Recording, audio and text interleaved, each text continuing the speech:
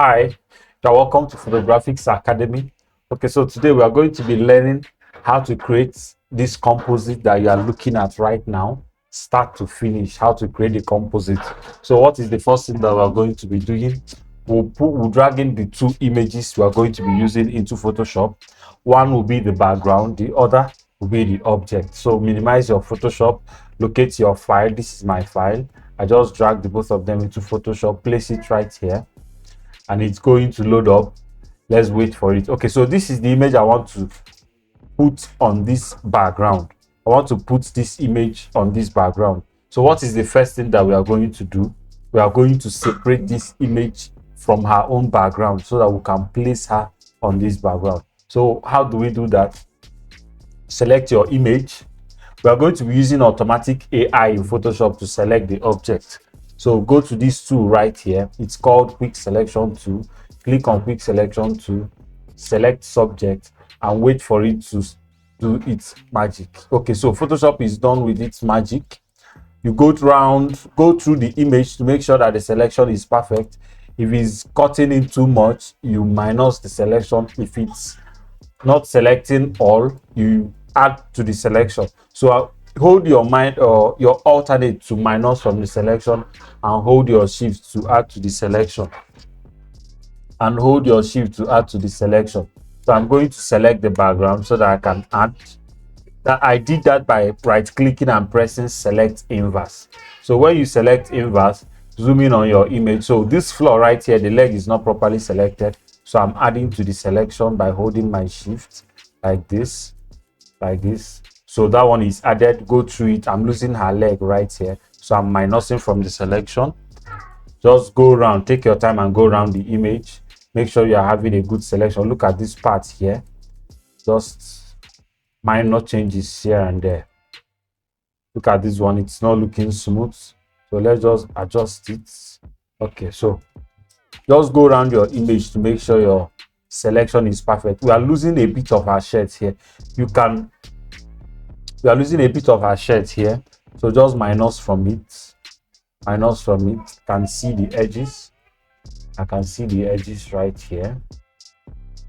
Just minus from the selection. Okay, so here it is, like this. Take your time and do your selection perfectly. We have a dedicated video on how to use selection tool, on how to do masking with your Photoshop, so you can watch that video later to understand how to do this manually. If you do not want to use Photoshop's AI to select your object, just go around like this.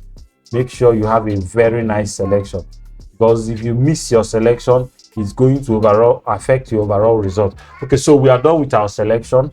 I need you to right click on your image, go to feather it by 2, so that the edges of the selection will look soft at the end of the day. Press OK. Right click on your object, select inverse again to select your object. Press your mask to remove your background, that is to mask it out. It's still there. You can hold shift and click on the mask to show the background up again. By canceling the mask, hold shift again to click on it, it goes out again. So this is our selection. We have a nice selection here. Any other one we need to adjust, we can adjust it later. That's why we are masking and not directly deleting our background. So just carry your image like this, place it on top of this one. It's going to drag your image into this place. Excuse me. Drag your mask, that is your layer, not the image over here. You are dragging the layer over this one. It's going to load up. Still holding your mask, drop it on top of it, and the image will be placed on top of it. Use your move tool to place her in the center. So now what is the next thing we are supposed to do? The next thing we are going to do is to match the horizon. We need to match her horizon with the horizon of the background so that we can scale her in to look realistic. So how do we do that? Just place your anchor point. Click on it, press Ctrl T, select your anchor point right here. Make sure that this is selected, then drag this is your anchor point. This little dot in the center here is your anchor point. So use your eyes and place it where you think is where the horizon is meeting. Let me drag her forward a little more. Just bring her forward a little more so that we can place the horizon correctly. Okay, so this is my anchor point. I placed it right here.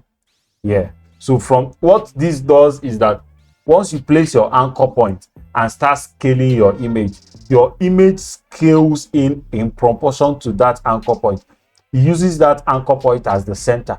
If I place it here, it will use it as the center. If I place it right here, it's going to use it as the center of our selection. So if I'm scaling in, it's going to be pushing that object towards that direction. Are you seeing it? So we'll place our anchor point where we think the horizon is. The horizon of the image and the horizon of the background is meeting. I think here is a very good place. So zoom out a little and scale in by holding your alternate. If you hold your alternate, it scales in a little. Scale it in, then zoom in to see if it's realistic. So looking at this image right now, it's clearly obvious that our horizon was wrong. Reason being that she's now looking like she's floating. So we are going to replace our anchor point again. So you have to take your time, cancel it, it goes back. You have to take your time and locate your horizon. Just take your time and make sure you are getting it. Let's place it here. Hold your alternate and drag this in. Beautiful. Look at it. See the way it's scaling the image into the background and it's making it look realistic. So just place it in a place where you think. Let's drop this down a little more. Anchor point, shift it in a little. Okay, so we've been able to scale our image in right here. So you can zoom on your background to look at the focal range, that is the focus points, to know if the foreground is blurry, to find out where the sharpest part of the image is. That is where your image should be at the end of the day. If not, it needs to be out of focus, and we do not want it out of focus. So we are going to pull her down a little by pressing your shift. Press your shift to make her a little smaller. Press your shift to make her a little smaller. Hold your shift, make her a little smaller like this, then scale her up again. Scale her up again to make sure your image is in perfect positioning. If you don't get the positioning, it's going to affect your overall work. It's going to affect your overall work. So we need to make sure our anchor point is correct. Hold your shift and your alternate, drag it in from here. Hold your shift and your alternate, drag it in from here to make sure you are scaling it in correctly. Beautiful. So after scaling it in, we still need to make her look bigger. I think I like the image right here. This is the point where it's suiting. Okay, so if someone is standing in this background and we are snapping her a picture, where is she going to be positioned? That is what we are trying to get here. Where is she going to be positioned? I think I like it here. I like it here. Right click on your image, click on perspective. This image is a low angle image, and the background is a low angle background, and the image we are placing is a eye level background. It's an eye level image, so we need to change the perspective to a low angle perspective. So having selected your perspective right here, drag it from here, holding your shift to make her look like the image was taken with the photographer bending down. Yes, like this. Drag it in like this. Beautiful. Just don't make it look too off. Don't make it look too off. Okay, press OK. Press OK right here. If you think it's not properly scaled in, still hold your alternate and scale it in. Right click, go to free transform, hold your alternate and scale it in like this. Beautiful. You can hold your shift to make her bigger or smaller like this. Beautiful. Excuse me. To make her bigger or smaller, hold your alternate, yes, like this. Okay, so at this point we've gotten our image. So you can zoom in.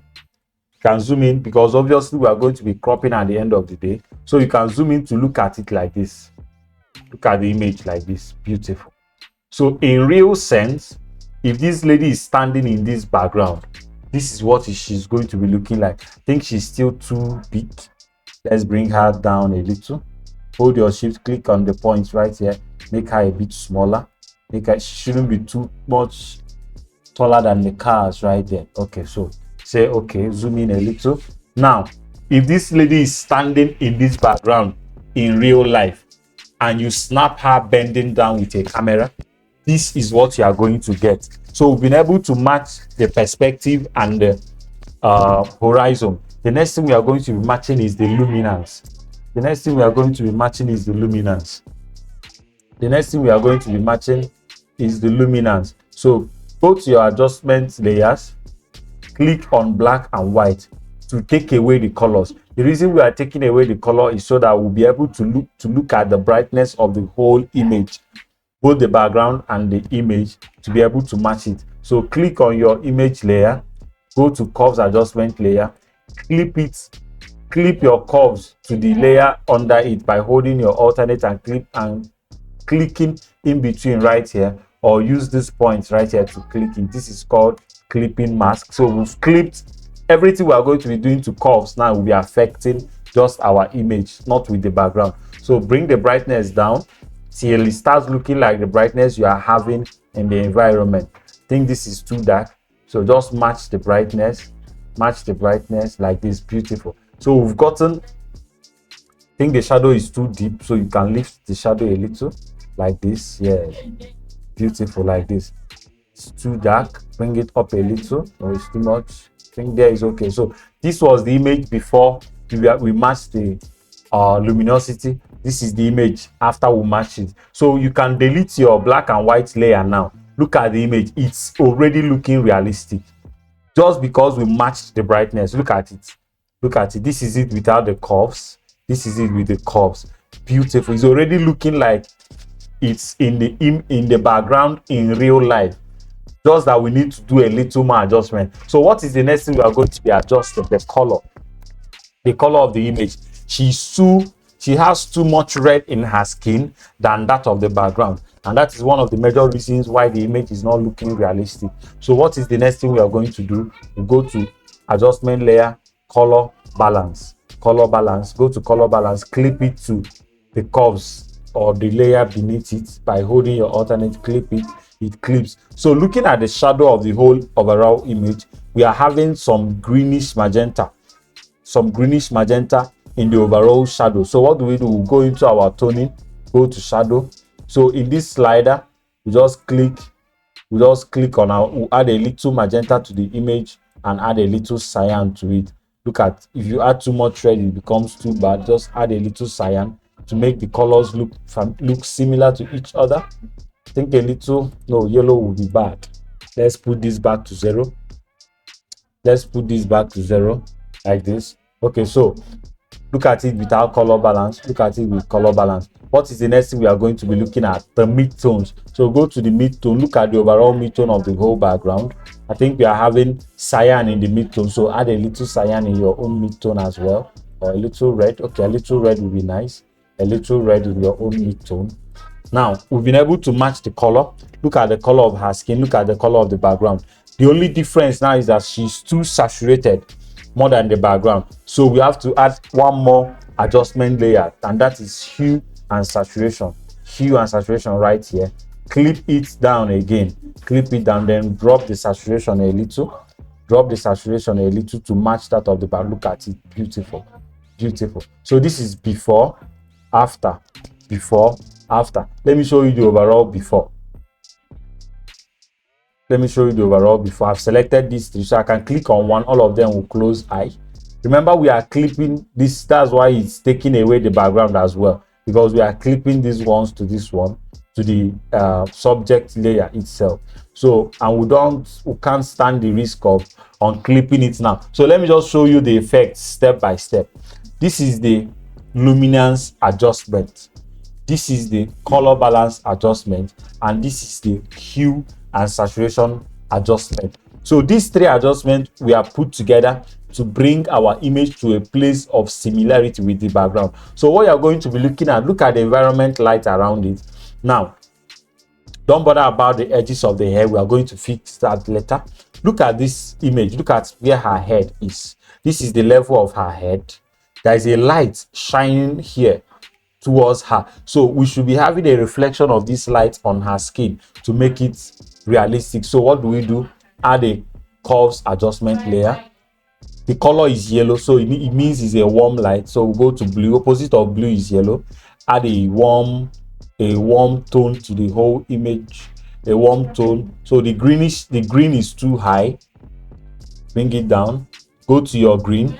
Opposite of green is magenta. So if we keep adding magenta to the image, it will start taking green away. So add, yes, beautiful. So this is the color of that light. Look at it. I think it's too reddish. It's too reddish. Let's take it up a little. Somewhere here. Then drop the reds down a little. Bring the red down a little, like this.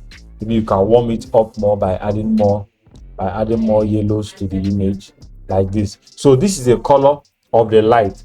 And now at this point, I need you to hide your mask and manually paint it into her skin. Then just add little brightness to it, because if it's a light, it should be making that particular part brighter, like this. Control I to invert your mask. Stay on your mask and press Control I. It inverts the mask. Use your brush. Make sure your white is selected on top of this place. Make sure this is white. And if it's like this, press X to toggle between your mask.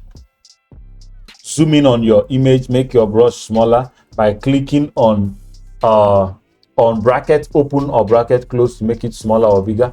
Drop the opacity of your brush, and manually paint it in where it should be falling. So from here, if the light is coming from here, it should be falling on this part of the cheek.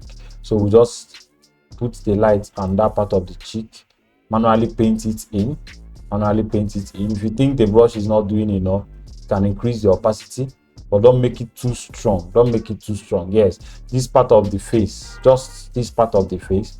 Yes. So look at the light. It should be spilling on her clothes a little, just at this edge here. So we are mimicking the whole light in the environment, so that at the end of the day, we will be getting a realistic composite like this. Just manually paint it in. Should have a reflection right here. Manually paint it in like this. Okay, so we've been able to add that light. Can drop the opacity a little so that it looks realistic. Okay, so this is before, this is after. Minute adding of light, but it's very, very necessary for the composite. So what is the next light we are mimicking? This red light over here. If this red light is here, it means it should be reflecting somewhere around her hair, directly on her hair. So let's add one more curves adjustment. Add a red light. Go to your reds, increase your reds like this, then press Ctrl I to invert it. Go to the edge of the hair and enter it. Let's make it strong, so it will be very obvious, like this. Just add your red. This is called a rim light or a hair light. Just add it like this. You're going to see the effect when we zoom out. Amazing result. Okay, so this is it. This is where the light is coming from. This is where it's hitting the object. Should be touching some part of her shirt as well. So we'll just put the line down. Beautiful. Okay, so increase the brightness a little. If it's a light, it should be making that part brighter.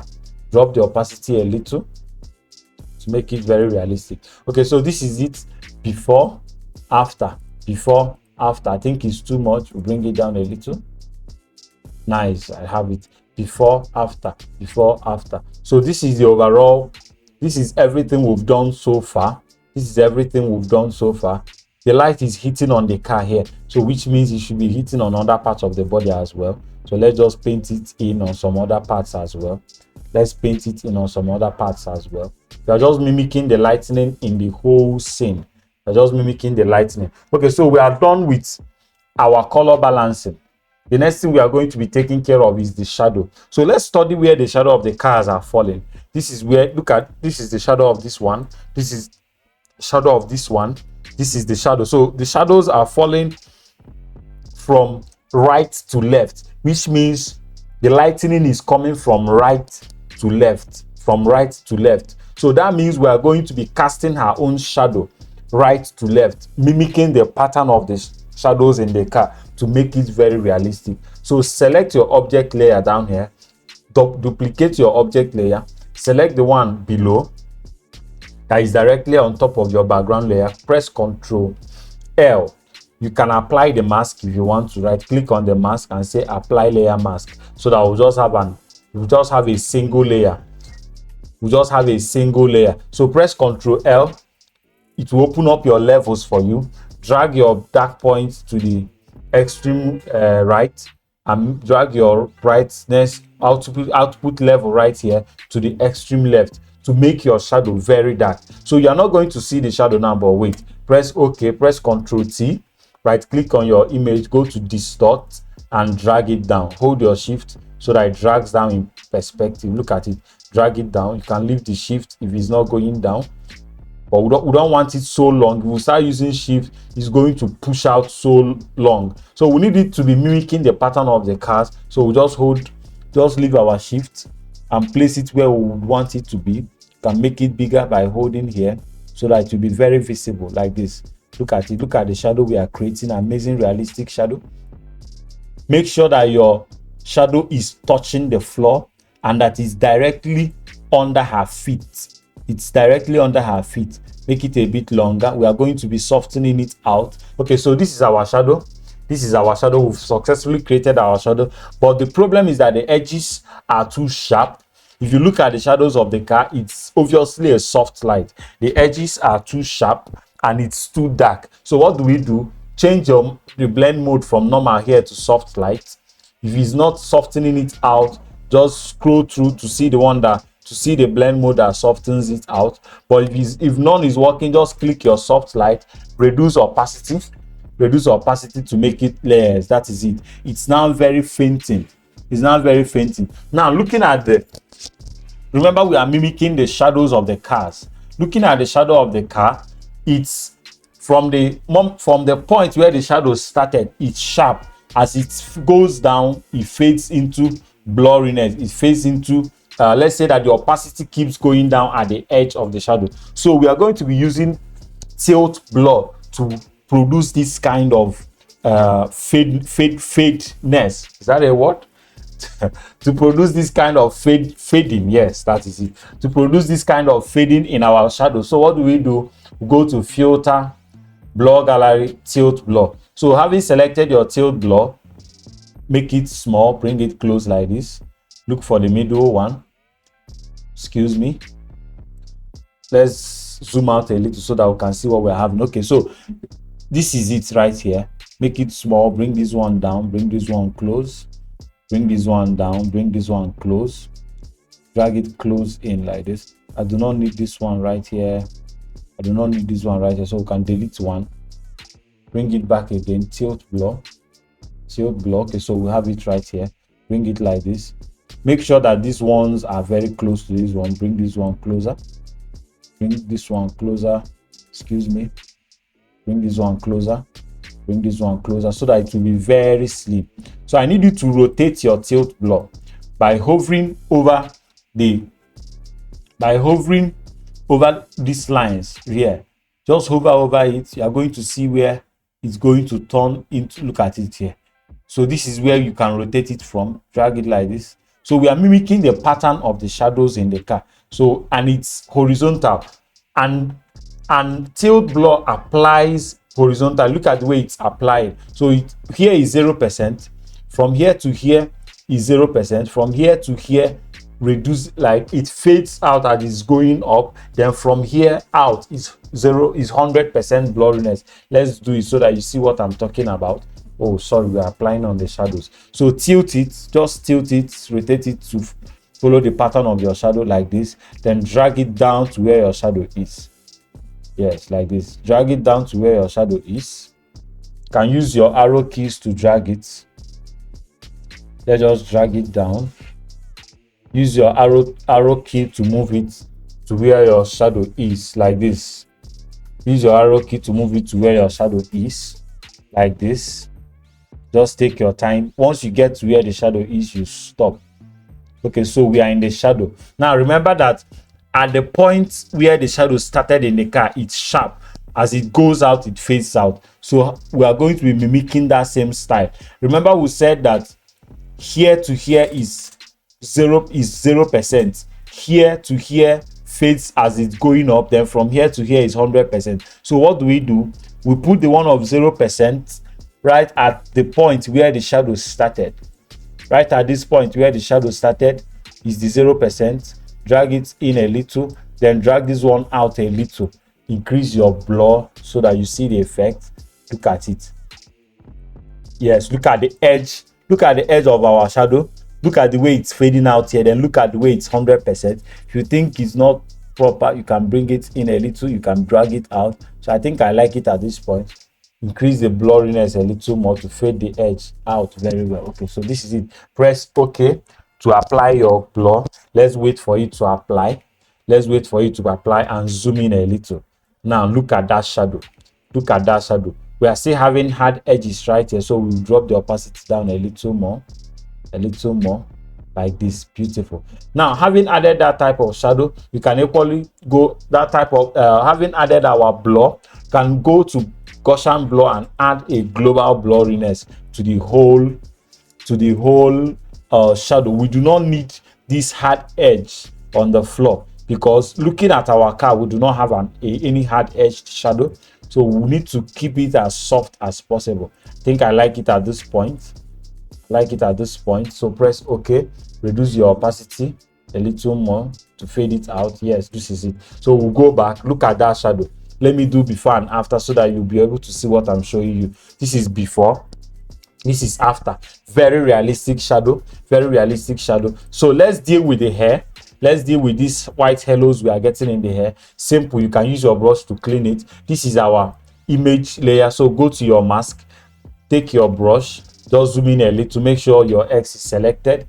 Make sure your black brush is selected. Increase the opacity.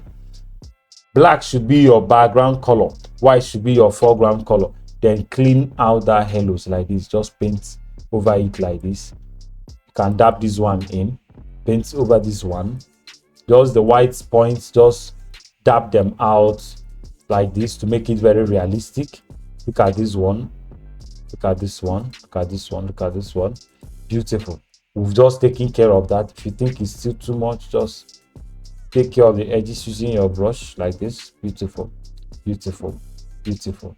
This is it. All right. So we are done using the brush and our image is ready to go. So one more effect we are going to apply to this image. One more effect that is going to bring everything together is what we call a global effect. Global effect means a particular color grading that will affect the whole overall image to make them sync together.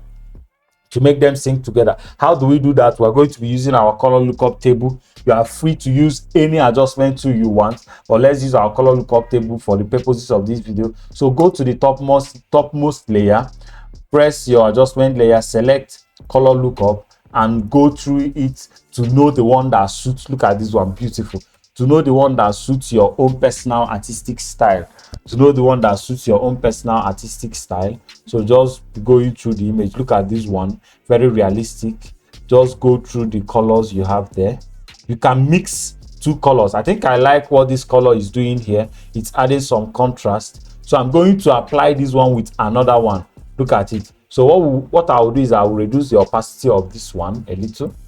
Just a little to still give it a sense of realism or reality. Then select another color lookup. Let's start from down in this one. Ooh, beautiful. Beautiful. Are you seeing that? Amazing effect. Look at it. Beautiful. Ooh, this is it. Let's use this. This is amazing. Now look at it without the first one. The first color lookup table we added. So the reason we added this one is so that it will add an extra contrast to the image. This is it without the color lookup table.